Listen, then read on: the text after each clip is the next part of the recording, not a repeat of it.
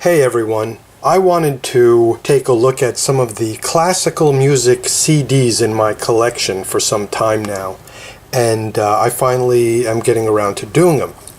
I've got a lot of classical, really great classical CDs in my collection, so I'm going to have to make it several videos long.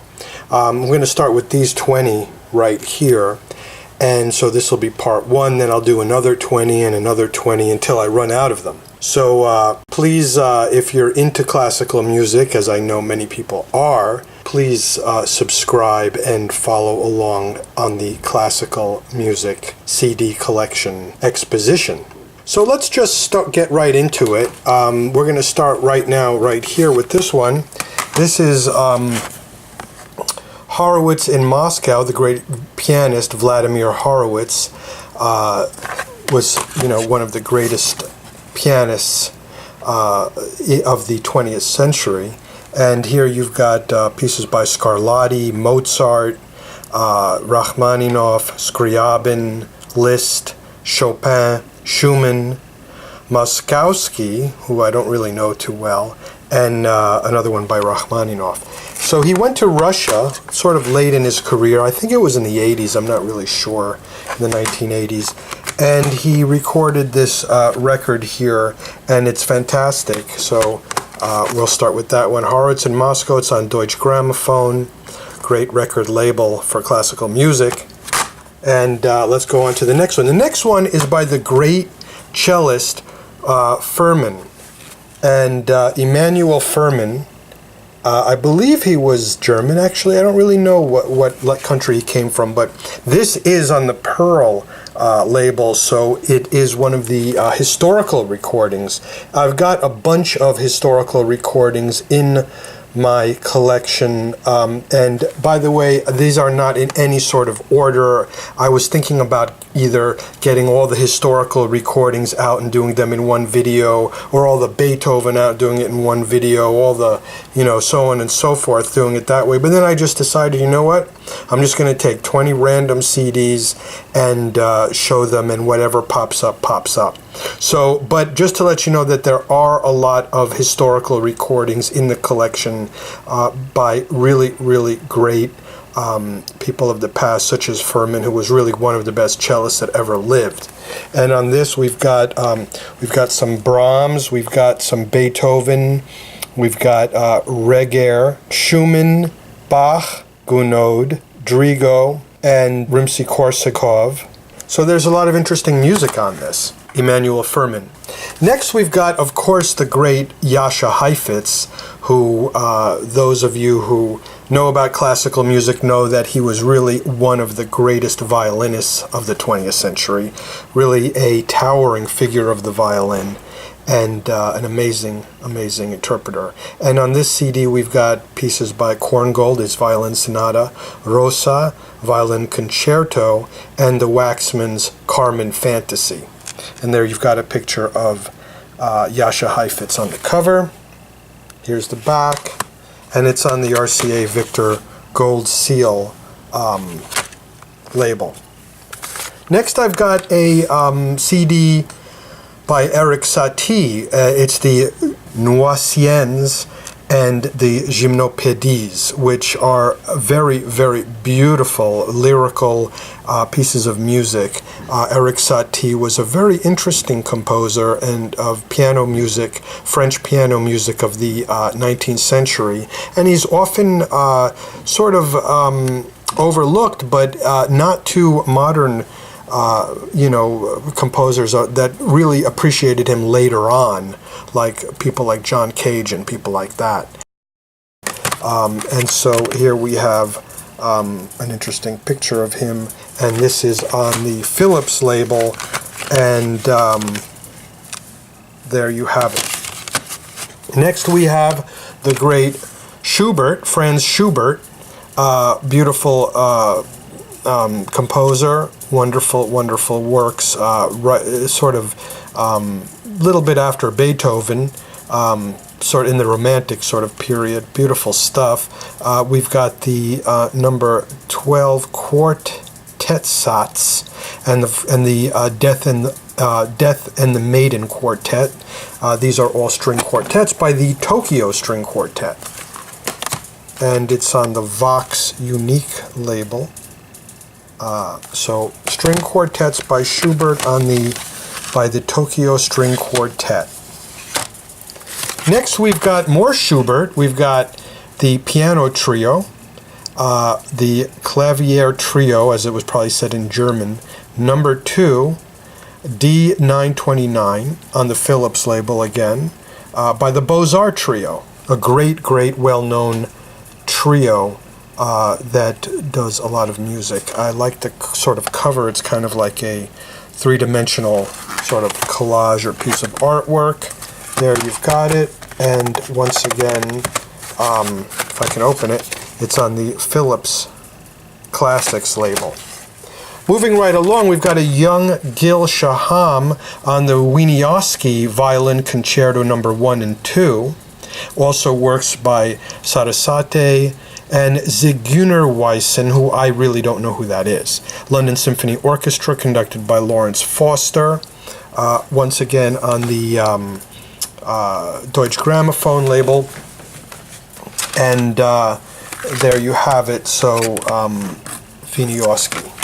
Here's another historical recording by the great violinist Joseph Szigeti, as well as other people on there, Andor Foldes, Carlo Bussati, Joseph Levine, with the Schubert Violin Sonata number 1, and the Rondo Fantasy in C, or the Rondo and then the Fantasy in C. And another on the Portrait Masterworks, Columbia Records, and important recordings. These are all important recordings in the classical repertoire and history of recorded music. And I've got a lot of CDs like that in the collection. Sometimes they're not quite on the same level, technologically, as later recordings, before the age of digital sound and better microphones and all stuff. But sometimes they're surprisingly good. I mean, whatever equipment they had back then, surprisingly good. And sometimes they suffer a little bit, but they're kind of, they sound like you're listening to them on an old, Victrola or something like that. And not so much this one. When were these recorded, do they say? They don't say when they were actually first recorded, but they often have charm. But it's really in the question of these CDs, it's the accomplishment of the interpreter of these people who are just major figures in the history of music. Here's a more recent thing. It's Franz Schubert, Violin Sonata D574, and the Piano Trio number 1, D898, as well as Mozart Variations, Kerschel 359, La Bergère Célimène, by the famous violinist David Oistrakh, as well as some of these other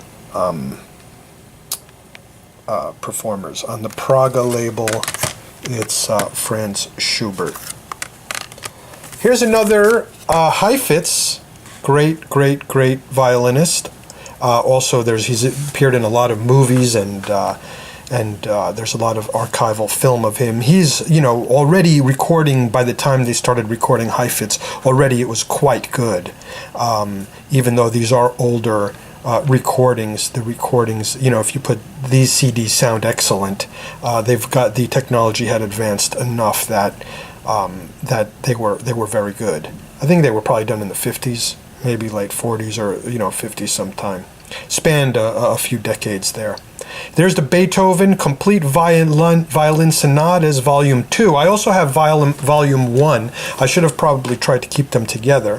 But this is Volume 2, Sonatas number 5, 6, and 7, piano and violin, Beautiful stuff. I don't really have to tell you how great Beethoven is, because he's one of the three Bs along with Bach, Beethoven, and Brahms. Next we've got the legendary Andrés Segovia, the Baroque guitar. He was the greatest, well, one of the greatest, or perhaps one of the first greatest classical guitarists. An amazing player. You might be familiar with the transcriptions of the Bach violin sonatas or the cello sonatas, which he transcribed for the guitar, which are just some of the most beautiful recordings ever made. If you haven't listened to that, run, don't walk, but run to your record store, or actually, who does that anymore? You could just download them now, and listen to them, because they're just incredible. But here's some other Baroque people that he transcribed for the guitar, including Purcell, Scarlatti, Handel, Bach, and Frescobaldi. The Segovia collection on MCA Classics, and there you have it. Okay, so you've got a whole bunch of different things here. Here you've got another historical recording, archive performances. Menuhin plays Mozart. It says on the bottom here, Menuhin played like a master and like a child, as if still in the state of innocence from which most adult violinists have long since fallen. No wonder that the number of Mozart violin concertos is too few for him. Alfred Einstein, not to confuse with Albert Einstein. Alfred Einstein was sort of a music, scholar. Anyway, so you might know who Yehudi Menuhin is. He was one of the greatest violinists of the 20th century. Very, very towering figure, but he started very young. He was sort of a child prodigy. And this recording is from when he was, I guess he looks like he's about 14 there or something like that. And he went on to have a very illustrious career, Yehudi Menuhin. There you can see the Violin Concerto number 3, in G, the Violin Concerto number 7 in D, the Violin Concerto in D, Adelaide, and these are all Mozart violin concertos on the Bidulph label, which you'll find is also very, very big in archival recordings. Next we've got Julian Bream. Julian Bream, another great classical guitar player of the 20th century. I don't know if he's still alive or not, but anyway, along with Segovia and others like John Williams and so on and so forth, one of the greatest classical guitar players. And here he's playing Spanish music by Granados and Albanese. Red Seal Digital, RCA label.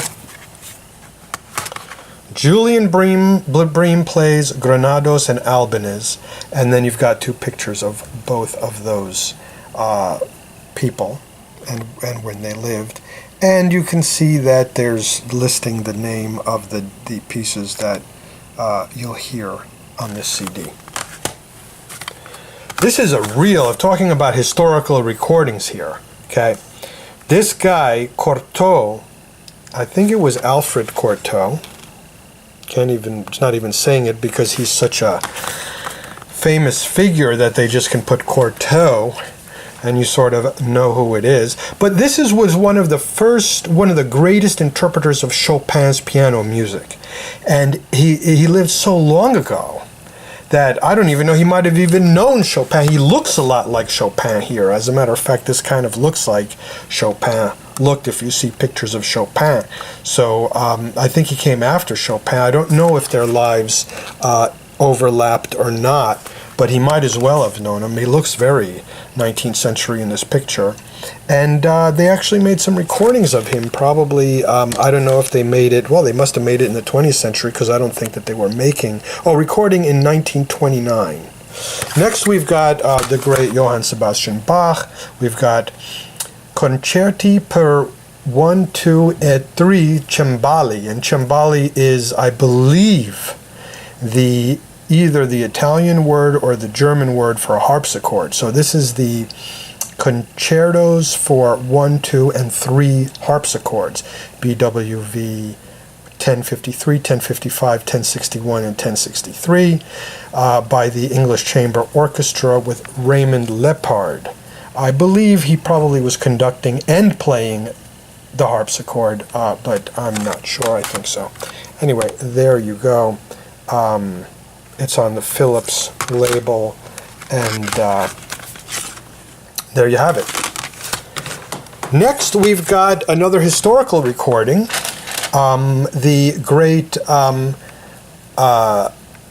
Casadesus and Francescatti on violin and piano, playing amazing works by Beethoven, the Kreutzer and the Spring Sonatas for piano and violin.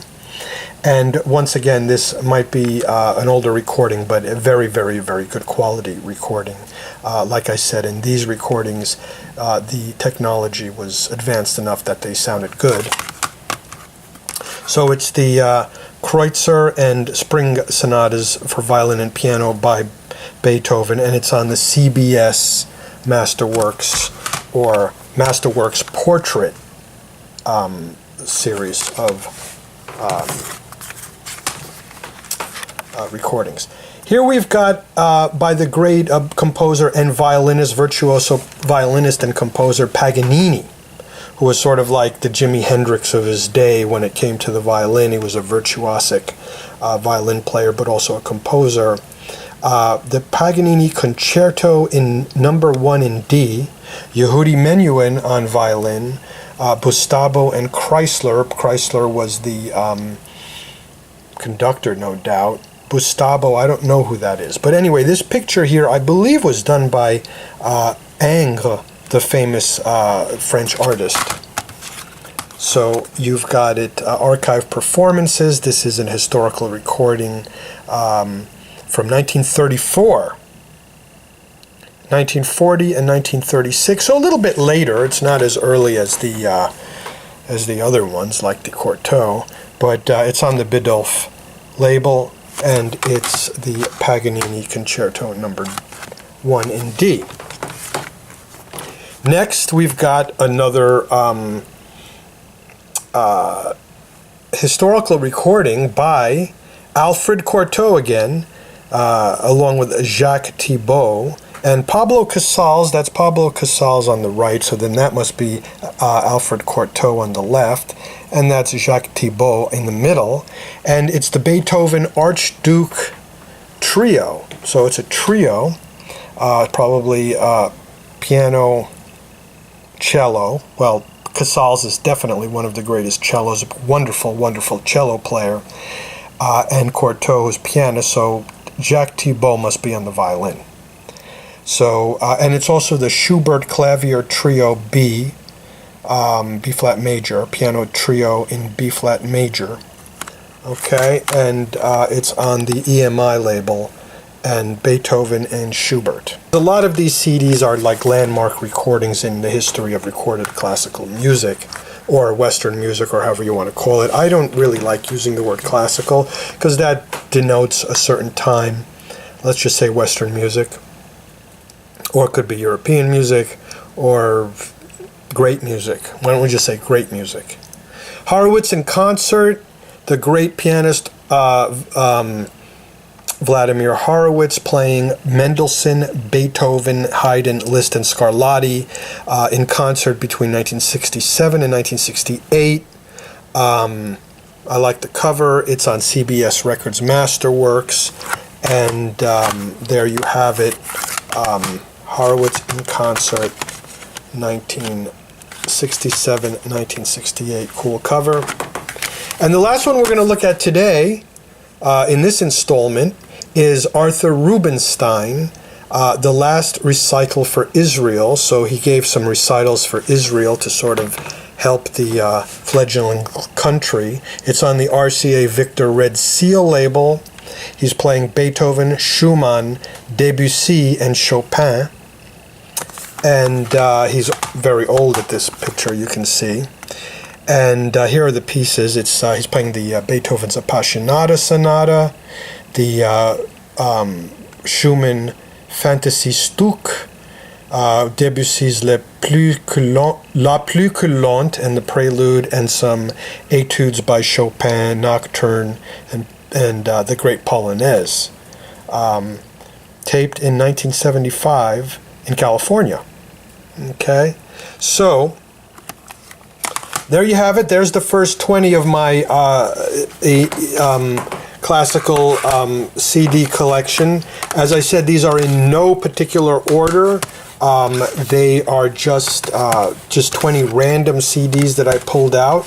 They're not necessarily in the best or the worst or any other, by composer or by performer or anything.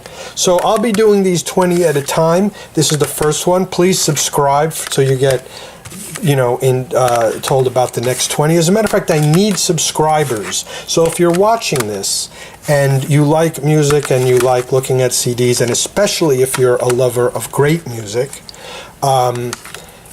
please subscribe, because I do need subscribers because of YouTube's new policy. They are favoring subscribers that have 1,000, or channels that have 1,000 or more subscribers. So I'd like to get to that level if possible. So thank you very much, and have a great day, and see you on the next one.